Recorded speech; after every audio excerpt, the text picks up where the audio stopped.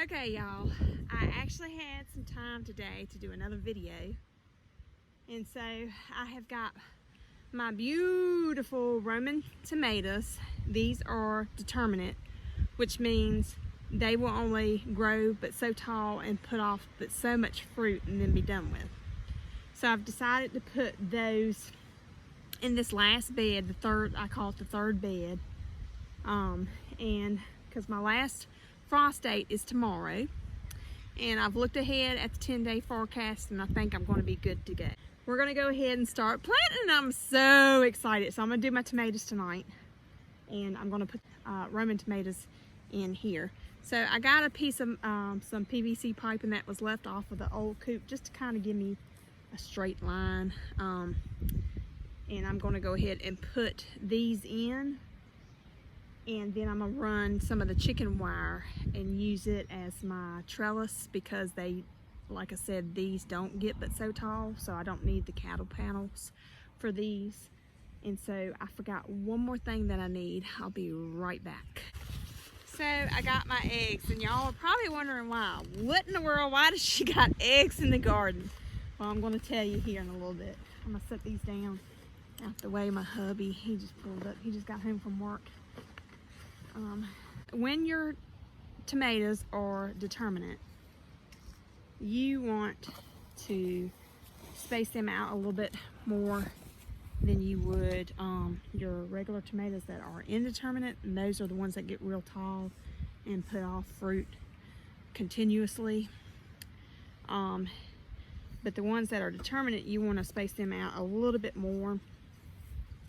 And the fact why is because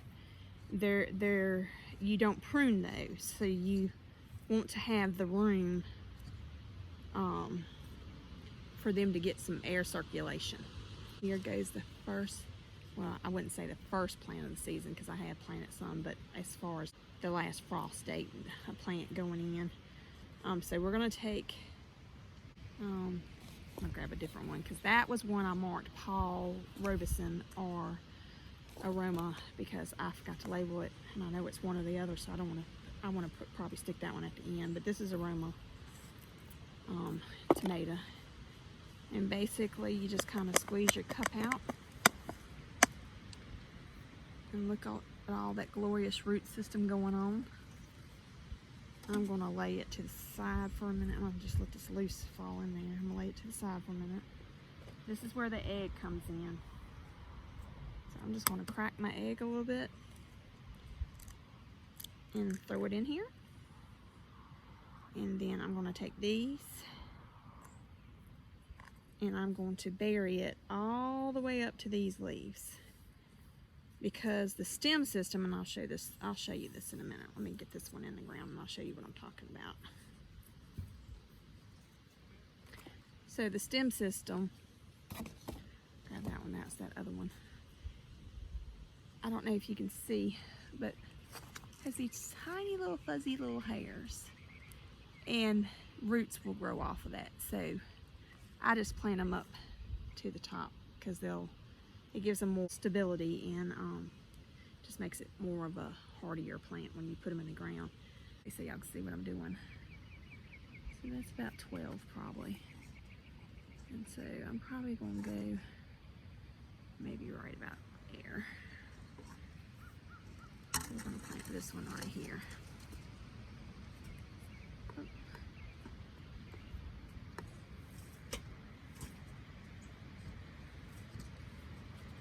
going to set that one right there and get me another egg. Crack it in there. That just gives it some extra fertilization.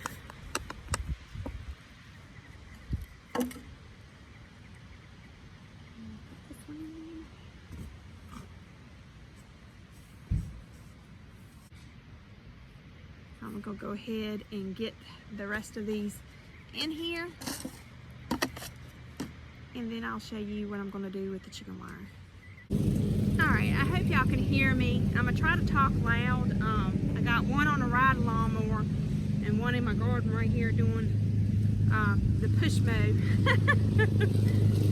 Right here is gonna be a ground garden. I didn't have a whole lot of time. Hold on a minute.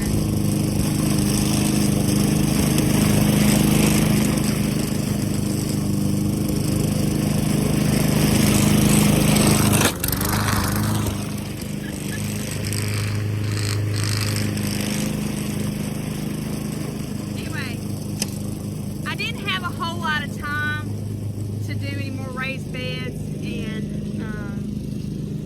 you know, just the expense of it also. So I'll probably be adding more next year. I'm going to put a lot of my tomatoes going this way into the ground. I'll be digging a little bit on the top surface of this. I brought my shovel because I wasn't sure, but this soil was pretty good, but I think I'm going to use a shovel to get some of this out too. And I'm just going to do some rows here in the ground. So I'm not like really tilling up the soil. I don't really have an issue with that. I know a lot of people like to do the no-till. As long as you're putting back into the ground, I don't feel like there would be a big issue. As long as you're putting back into the soil and feeding it. But, you know, a lot of people like to do things and, you know, I guess that's what I'm trying to say, is do it the way that you see fit to do it.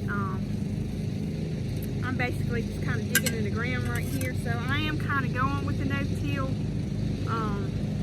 method this year, just to try something different, because I have done till in the past, just out of curiosity to see, you know, if it makes any difference or not. This row I'm doing right here is Paul Robeson. I've never planted this before, so this will be a new one. These are considered indeterminates, so they'll grow and grow and grow. Some can get about 10, 15 feet tall, and they'll just keep on producing fruit. And these, I'm just going to nip the bottom leaves off, take the bottom leaves off, and I'm just going to bury it up here at the crown of the tomato.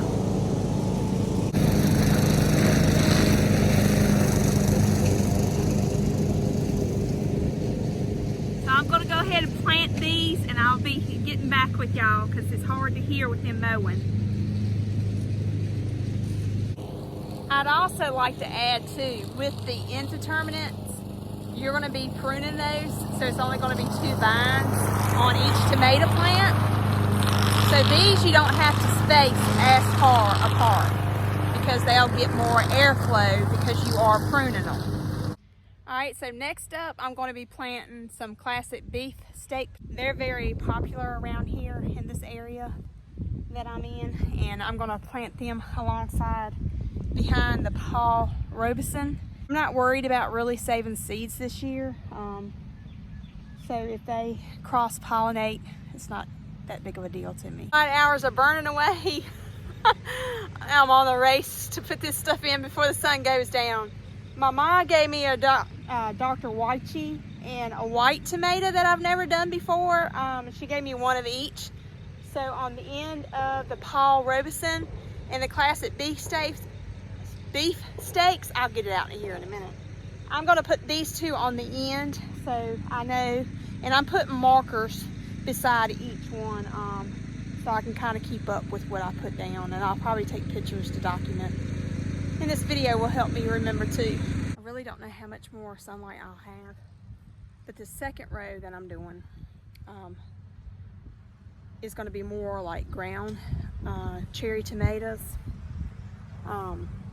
I'm going to put them all on the same row, and I wanted to show y'all something really quick. Let's see if I can find it. Okay, here it is. So here is a pineapple ground cherry tomato, and if you can see, let me see if I can get it, see the blossom already on it. That might be pretty and all, and you might be excited and be like, ooh, I'm going to get some fruit on it. You don't want to get fruit on something that small. So you want to go ahead and pluck that flower off, because what it's going to do is it's going to put more of the nutrients, the growing process into that flower so that it can produce fruit and it won't allow the plant to grow. So we're gonna take that off. Right now we're gonna do pineapple brown cherries. I got some Isis candy, cherry tomatoes, and I also got a yellow pear cherry tomato that my mom gave me. She gave me one of those also. And she gave me one tomatillo. I think that is all the ground cherry tomatoes. So that's gonna go into the second row. So I'll either be back or I'll either be signing off for right now because I don't know how much time I've got. The sun is going down, y'all.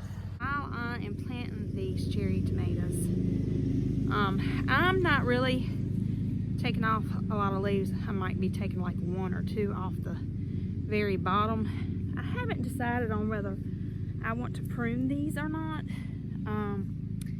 And so I'm kind of giving them a little bit more space than I did the first row that I did.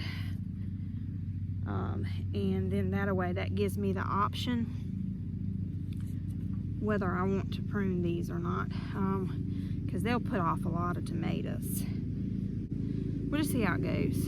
I'm gonna play this one by ear. If you want your plant to get taller and you see flowers coming on, just pull them up so that the plant growth will go more into growing the plant itself than doing the fruit.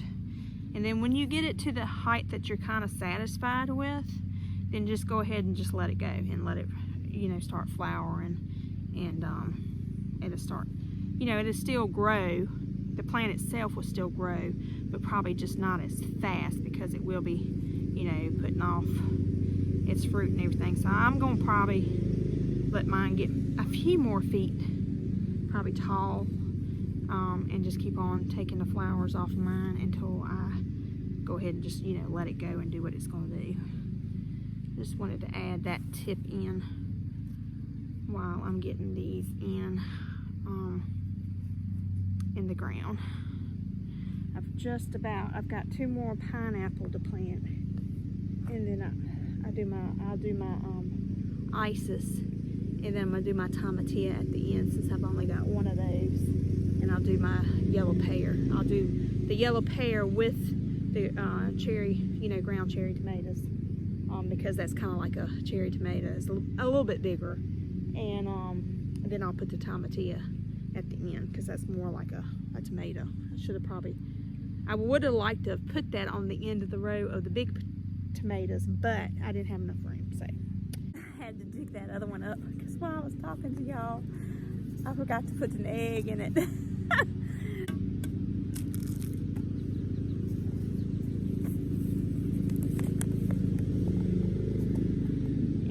I had laid this composted like mulch down from the city, I guess probably 3 or 4 months back, and I can really tell. See, we got a lot of, I don't know if you can see it or not, we got a lot of red clay here, and it don't do too bad. I mean, it's just kind of heavy, but I can tell from where I've put this composting down that it has really, it's starting to, you know, break down and give me some real rich, good soil. So I should not have to put anything on this. And then so the mulch that is around this will soak up the sun, and tomatoes love, soak up the sun. It will soak up the sun, but it'll soak up the water, and tomatoes love water. So I think these will do real good in this little area right here. Yay! I got all the tomatoes in the ground, y'all. And I brought the irrigation down here where I was planting the third row, and I got a kink. I was wondering why it wasn't watering. I gotta get this kink. So over here we got the Roma tomatoes, and I put 3 on that side as well. And so I'll come through with the chicken wire and put that up, but I'm not going to be able to do that tonight because I am whipped. Put this on. So let me go down here and show y'all what else. All right, so I did manage to put the tomatillo on the end right here. And then I've got the yellow pear ground cherry tomatoes. Actually had 2 in 1, so we got 2 of those. And then I finished up swinging around on this 3rd row with Isis candy cherry tomatoes. So we got 3 rows of I would call sandwich tomatoes and cherry tomatoes, and I also had to put some 3 Romas at the end. I didn't realize I had 3 more. I had a ton of those. So now I'm just gonna sit here and let it irrigate for a while. I actually got all my eggs used up and had 1 to spare, so that I had enough eggs too. So we had a very adventurous day, to say the least, but I'm glad I got those in the ground. My peppers, I probably will wait. Probably next week I'll start putting some other stuff seed-wise, direct sowing in the ground, and we'll watch the garden explode. I cannot wait. I'm so excited. Y'all have a great day. For the 2nd time today, I am pooped, so I'm gonna go in for the night and take a shower and just chill out. Till next time, we'll see you soon.